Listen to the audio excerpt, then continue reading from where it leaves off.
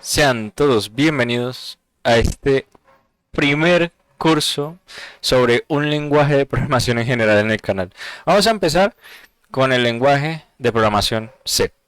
Vamos a ir muy de la mano con el libro que lleva el mismo nombre, debido a que es una Biblia para entender muchos conceptos abstractos, profundos, etcétera, de lo que es la programación. Ya digo yo que el objetivo del curso, o al menos en mi caso, no es explicar la sintaxis del lenguaje, sino explicar cómo es que funciona un lenguaje de bajo nivel por debajo, valga la redundancia. Ya que hoy en día, si por ejemplo hacemos un curso de JavaScript, hacemos un curso de Python, por ejemplo, no prestamos mucha atención en cosas tan abstractas o cosas tan profundas como, digamos, el manejo de memoria, y otros temas que, bueno, hasta yo por el momento no sabría cómo describirlos, pero que por ejemplo no se tocan. Realmente un lenguaje de programación de alto nivel se preocupa más por resolver problemas del común, crear páginas web, desarrollar backend, etcétera, mientras que los lenguajes de bajo nivel se centran en cosas mucho más abstractas. Dejémoslo ahí, sin entrar mucho en detalle. Ya digo yo que no nos vamos a estar o no vamos a ir de la mano estrictamente del libro, pero sí lo vamos a tener como una guía durante todo el curso. Vamos a hacer énfasis en los temas que se tratan y en los ejemplos que se utilizan, pero no va a ser, digamos, una regla absoluta, ya que si es necesario salirnos y explicar algún concepto aparte o realizar algún tipo de aclaración un poco más extensa, se va a hacer. Por lo que nada, vamos a continuar. Primero, vamos a empezar por las generalidades del lenguaje. Y esto se ve en todos lados. Lenguaje de programación imperativo, extremadamente rápido, de propósito general, estructurado y de bajo nivel. Vamos a empezar primero por lo que es un lenguaje de programación imperativo.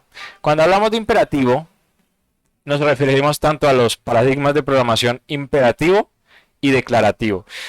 El lenguaje, o bueno, el paradigma imperativo se caracteriza por dar instrucciones secuenciales, o sea, primero ejecuto la línea 1, la línea 2, la línea 3, la línea 4 y así sucesivamente. Muchos entenderán, bueno, no veo mucha diferencia, los que sepan a qué se refiere el declarativo no verán mucha la diferencia, pero acá viene la parte importante, y es que el imperativo se le importa o se especifica el cómo se deben ejecutar las instrucciones, mientras que el declarativo solo le importa el resultado, el qué va a obtener. Un ejemplo sencillo. Por ejemplo, si yo quiero convertir todos los caracteres de una cadena de caracteres, o sea, de un texto como tal, si quiero pasar todos a la letra mayúscula, en el lenguaje declarativo, nosotros tenemos una función de forma literal, o sea, y la función, por ejemplo, en JavaScript se suele llamar to uppercase, que yo le paso un string y me lo pasa todo a mayúsculas. O sea, si tengo una en minúscula, me va a pasar a mayúscula y todos los que hayan ahí. Mientras que en un lenguaje imperativo reina el cómo. ¿Cómo vamos a agarrar un string y lo vamos a convertir? Vamos a coger todos esos caracteres y lo vamos a convertir en mayúscula. Y entonces ahí entran estructuras de flujo de control como bucles y condicionales. Ahí es donde está o donde radica la verdadera importancia. Cuando nosotros nos referimos a que C es un lenguaje extremadamente rápido, es debido a las tecnologías que funcionan de fondo a este, como lo son, bueno, sus compiladores realmente. Cuando nosotros hablamos de lenguajes de programación, nosotros no decimos Python está hecho en tal lenguaje, Java está hecho en otro lenguaje, sino que realmente hablamos más de sus compiladores, que el compilador es básicamente ese pedazo de software que le da la utilidad a la sintaxis que estamos creando. Porque si no fuera gracias a los compiladores, pues un lenguaje solo sería un montón de reglas sintácticas que no cumplen ningún otro objetivo que ser texto plano. Pero gracias a los compiladores, pues podemos darle ese uso, o bueno, pasarlo a software básicamente, sin enredarnos mucho más. Acá vamos a entrar a una parte muy polémica. El lenguaje C, o más bien, como comentaba anteriormente, sus compiladores están construidos en gran parte sobre lenguajes de programación como C++, C y ensamblador. Acá, primero que nada, C++, pues otro lenguaje aparte que es un complemento de C. Ensamblador, para los que no lo conozcan, digamos que es como, en términos muy generales, es como el lenguaje de programación padre. Pese a que existen muchos tipos de ensambladores, digamos que es el lenguaje de programación padre. O sea, gracias a ensamblador existen gran parte de los lenguajes que conocemos hoy en día, ya que Si vamos más arriba del ensamblador, vamos a encontrar el lenguaje binario, que es básicamente ceros y unos. Pero por eso es que es extremadamente rápido, porque está hecho en ensamblador. O sea, lo más abstracto que se puede llegar a obtener ya se tiene, que es ensamblador. Y también se tiene como C. Pero muchos les va a resultar paradójico. ¿Cómo es que el lenguaje de programación es capaz de crear su propio compilador? O sea, ¿qué vino primero, la gallina o el huevo? O sea, ¿cómo pasa esto? Pues da. De igual forma, pues es importante destacar que el compilador de un lenguaje no se debe únicamente a otro lenguaje, sino a una combinación de estos, o sea, otras herramientas. Cuando nosotros decimos, no, es que JavaScript está, estos son ejemplos, porque no los he estudiado a fondo, no puedo, esto no es una afirmación, es un ejemplo inventado, digamos, es que JavaScript está hecho en C++, y ya, no más en C++. Esto no es posible. Los lenguajes de programación o sus compiladores realmente son un conjunto de herramientas y otros lenguajes que permiten, digamos, compilar un lenguaje ya existente u otro que está en desarrollo. O sea, no es que C++ vino de C, Java vino de C++, JavaScript vino de Java. Esto es un ejemplo, no es ninguna afirmación. No se lo vayan a tomar literal. Esto no es una verdad absoluta. O sea, no es nada basado, sino que son diferentes módulos. Realmente un compilador es mucho más complejo que decir el software que pasa un lenguaje de programación a un ejecutable. Es mucho más que eso. Pues que para argumentar de que cómo es posible que un compilador de C, como vamos a ver más adelante, como GCC o CLang, están hechos con lenguajes de programación como C, pues es necesario primero dar una explicación todavía más detallada de cómo funcionan los compiladores. Pero pues como es algo mucho más complejo, pues vamos a quedarnos con lo más relevante. Porque para no entrar tanto en materia, igualmente es paradójico decir que un lenguaje es capaz de construir su propio compilador. No obstante, ojo, esto es posible. Y es que para construir un compilador de C es necesario un compilador previo en cualquier otro lenguaje. Podría ser ensamblador, en C++, en cualquier otro. O sea, de hecho podríamos hacer, no creo, pero podríamos hacer un compilador de C en un lenguaje de alto nivel, porque bueno, la programación no hay límites, aunque no sé qué tan viable sea esto. Ya que, bueno, en otro lenguaje, como mencionaba anteriormente, como ensamblador. Y a este compilador, o sea, el primer compilador se le conoce como Bootstrap Compiler, o sea, el compilador, por decirlo así, padre, el principal. Pero ya una vez tenemos ese compilador hecho, podemos crear otro, ojo, no se me vayan a enredar, podemos crear otro compilador gracias al anterior y poseer un compilador de C completamente funcional. O sea, utilizamos un lenguaje anterior, por ejemplo, ensamblador, creamos un compilador en ensamblador de C y compilamos y compilamos un compilador en el compilador hecho en ensamblador. Ese compilador, obviamente me estoy refiriendo al mismo lenguaje en C. Entonces, acabo de crear un compilador de C hecho en C, pero que fue compilado, que fue compilado en un compilador hecho en otro lenguaje, como ensamblador. O sea, en un compilador padre como Bootstrap Compiler. A eso es a lo que me refiero. A esto se le conoce, o a este proceso se le conoce como autorretroalimentación o Bootstrap. O sea, creo un compilador en otro lenguaje y luego este lo utilizo para compilar otro compilador hecho en C. Ya, nada más. Bueno, y gracias a esto, y es que a medida de que se repite el ciclo de compilación, o sea, de que vamos mejorando el software, en caso, para no redundar mucho en compilador, cuando me refiero a software es compilador, pues en cada ciclo de compilación, digamos, el software de C o el compilador de C se va refinando y se va mejorando. Y ya, esa es cuando uno empieza a estudiar, digamos, me pareció muy paradójico cuando vi que había, que es GCC, que lo vamos a ver más adelante, o C compiler estaban hechos en C, pero se refieren a eso. Primero el compilador se hace en otro lenguaje y luego se compila un compilador hecho en C, pero en otro compilador de otro lenguaje. Ya, no vamos a darle muchas más vueltas a eso. En aplicaciones que tiene el lenguaje C vamos a encontrar desarrollo de sistemas operativos, más adelante vamos a ver algunos ejemplos, controladores y drivers de dispositivos, o sea, lo más bajo de nivel, o sea, hardware y software, o sea, ahí En lo que se conecta el hardware y el server, ahí se encuentra C o también otros lenguajes de bajo nivel. En programación embebida como microcontroladores y sistemas electrónicos integrados, esto es curioso porque es verdad, normalmente muchos estudiantes de ingeniería electrónica utilizan C como lenguaje para, bueno, para hacer todos sus temas, básicamente, para darle lógica a toda esa mano de circuitos electrónicos. El desarrollo de compiladores e intérpretes, que hoy en día la mayoría de lenguajes tiene sus raíces en C, ahorita vamos a ver algunos ejemplos, y en aplicaciones de rendimiento crítico, ya que, bueno, debido a que es un lenguaje extremadamente rápido, pues ya hace cálculos de forma exacta en tiempos absurdos.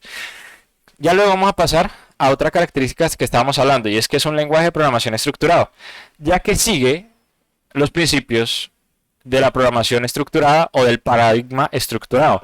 ¿A qué se refiere esto? Bueno, son estos 6 principios: secuencialidad, estructura de control, bloques de código, ausencia de saltos incondicionales, modularidad y abstracción. Pueden ser menos, pueden ser más, etcétera, pero al menos estos fueron los más importantes que yo consideré. La secuencialidad se refiere a que es imperativo, o sea, se ejecuta de manera secuencial, línea por línea.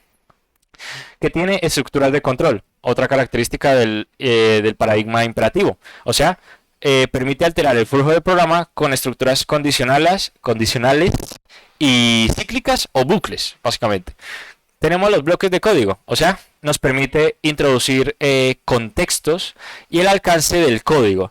Cuando se refiere a bloques de código no se refiere al principio de modularidad, como lo vamos a ver en el punto 5, sino bloques de código permite, digamos, el contexto, o sea, encapsular contextos o encapsular alcance. Digamos, si yo tengo mi variable edad en una parte del código y en otra parte del código tengo la variable edad, ambas son independientes. O sea, en ningún momento, a menos de que nosotros lo querramos, esas variables van a tener, digamos, el mismo puntero o la misma referencia en memoria. Van a ser completamente dependientes. Al igual que los argumentos que pasemos en funciones, etcétera. La ausencia de saltos incondicionales se refiere a la eliminación de la estructura goto, que pese a que yo nunca lo alcancé a utilizar, aquellos que sean bastante viejos en la programación, goto era una característica de lenguajes anteriores a C que básicamente permitía saltar de una línea a otra, o sea, no era secuencial.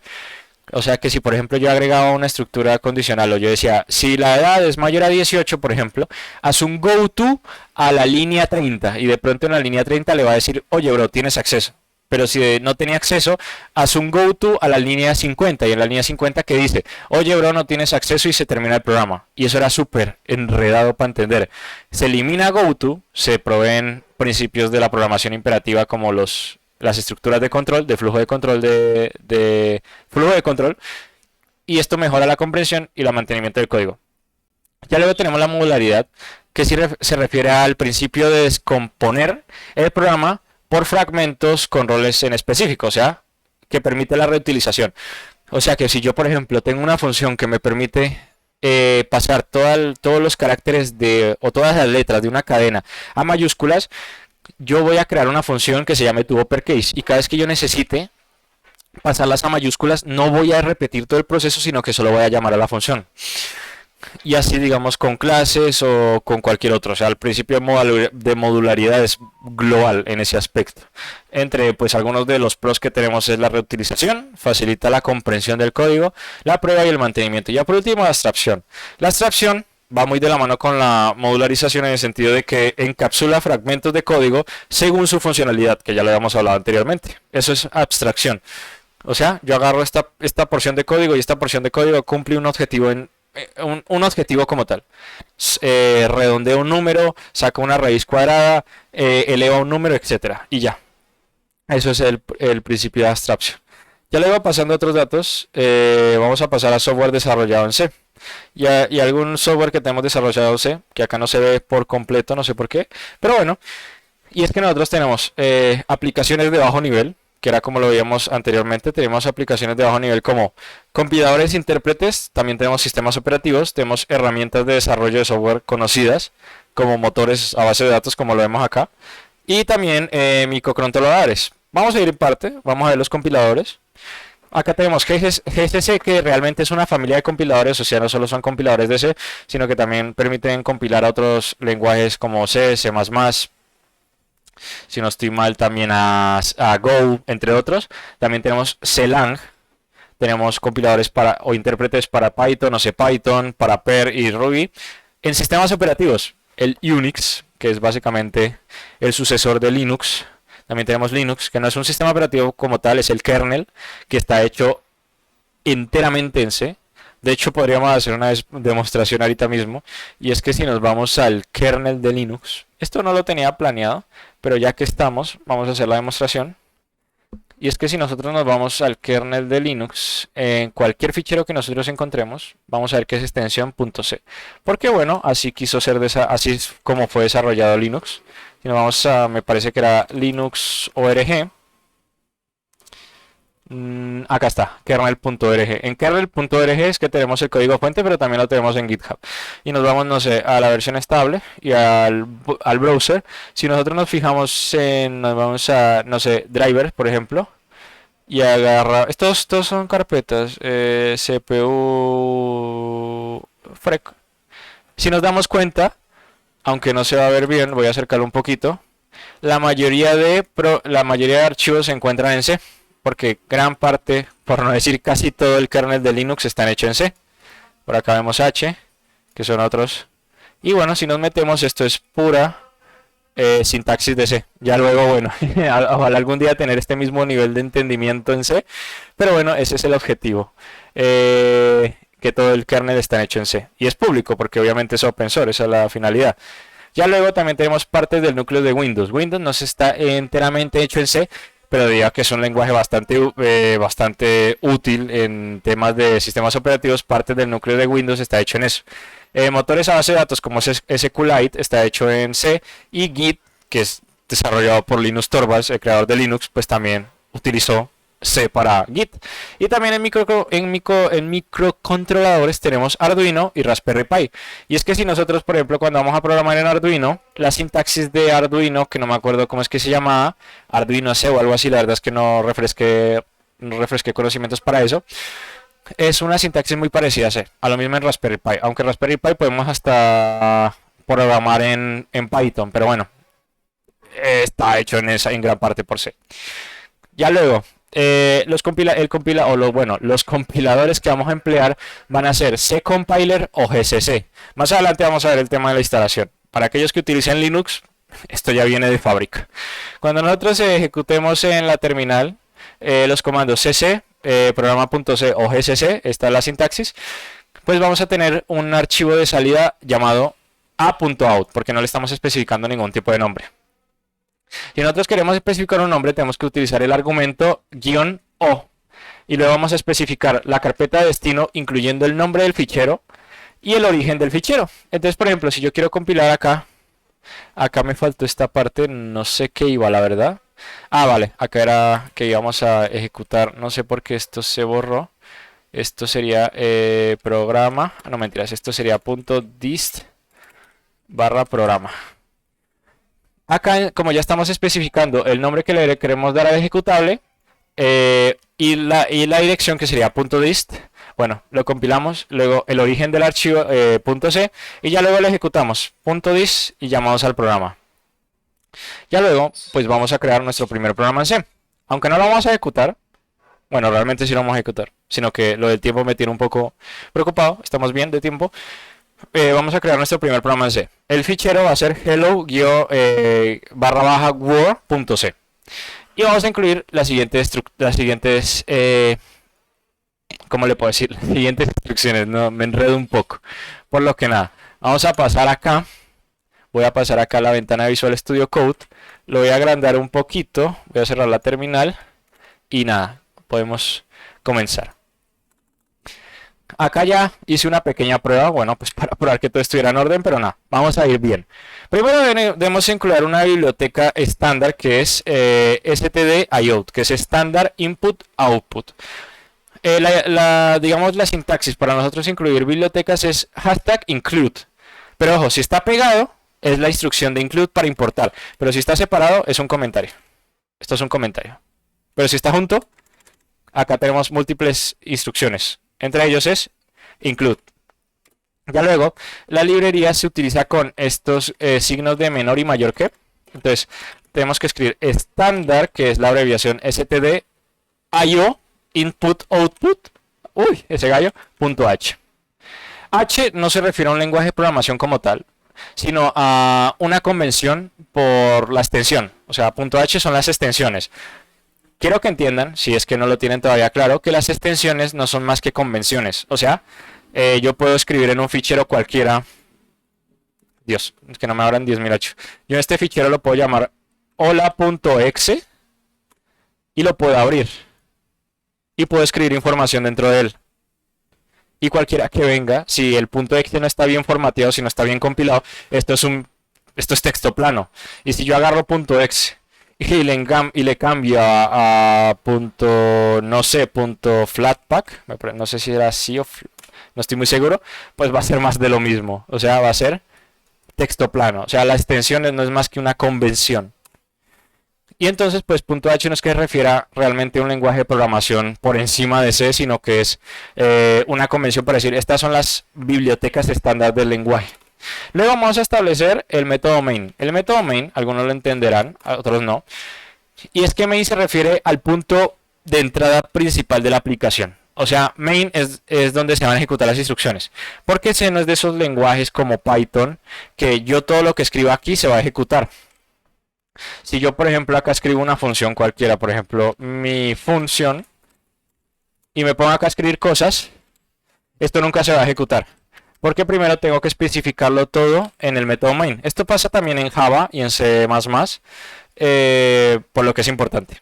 Es básicamente, vamos a especificar método main. Todo lo que escribamos acá dentro es lo que se va a ejecutar cuando todo lo que se va a ejecutar cuando ejecutemos el programa, valga la redundancia. Y vamos a escribir print f, vamos a pasar un argumento que sería hello world, punto y coma, y ya terminamos nuestro programa. Vamos a compilar con C. C es C compiler, mientras que GCC es GNU Compiler Collection. Lo mismo, es más que lo mismo. Incluso ustedes pueden utilizar otros compiladores. De hecho, hay una página de Wikipedia que se encarga de agrupar todos los compiladores de C. C compilers. Acá nos va a dar toda la lista de compiladores de C que existen a día de hoy. De hecho, acá nos da una lista de compiladores de toda la vida. Compiladores de ADA, compiladores de Assembly. Y acá nos vamos a ver la lista de compiladores de C. Y todos estos son los compiladores que tenemos. Los que yo he mencionado son ¿qué? GCC, CLang. Y por acá debe estar C-Compiler. Que C-Compiler viene por defecto en Linux como tal, en cualquier distribución de Linux. No lo estoy encontrando, tampoco me quiero tirar mucho tiempo, pero bueno, por ahí estará. Y bueno, pueden elegir el que quieran, o sea, tarde o temprano, todos deben seguir las mismas directrices para ejecutar un programa de C, como tal. Entonces primero vamos a ejecutar hello world. Y como vamos a ver, acá nos da un warning. ¿Qué es este warning? Que se refiere a que main retorna un tipo de dato entero, pero no se está especificando. O sea, nosotros podemos ejecutar nuestro programa como tal. Acá tenemos el punto A.out. Lo podemos ejecutar, pero acá nos da un warning. Esto es nomás una advertencia, pero igualmente la podemos ignorar. Y si escribimos .out, acá nos va a decir hello world porcentaje. Porcentaje es fin de la línea como tal. Esto lo vamos a ver más adelante. Si queremos corregir este warning, ¿qué tenemos que hacer? Primero tenemos que especificar el tipo de dato que queremos que retorne main, que es un entero. Y también tenemos que retornar, que normalmente es return 0. Return 0 indica el sistema operativo de que se acaba de finalizar la ejecución. Y si volvemos a compilar, ya no nos va a salir ninguna advertencia. Y si ejecutamos el programa, nos va a salir lo mismo. Ahora, pero que nosotros queremos, digamos, darle un nombre al fichero para que no se llame a.out. Y le podemos llamar, por ejemplo, C-, digámosle, en el directorio actual quiero que llame hello world. Y ya. Y ese es ese es el destino. Ahora el archivo origen, que es hello world.c. Compilamos y acá lo tenemos. Recuerden, la extensión es solo una convención. Si nosotros tratamos de ejecutar esto, nos va a dar el mismo resultado. Inclusive podemos hacer cosas más locas como Bueno, realmente esto no lo he probado, pero vamos a probar a ver qué nos pasa.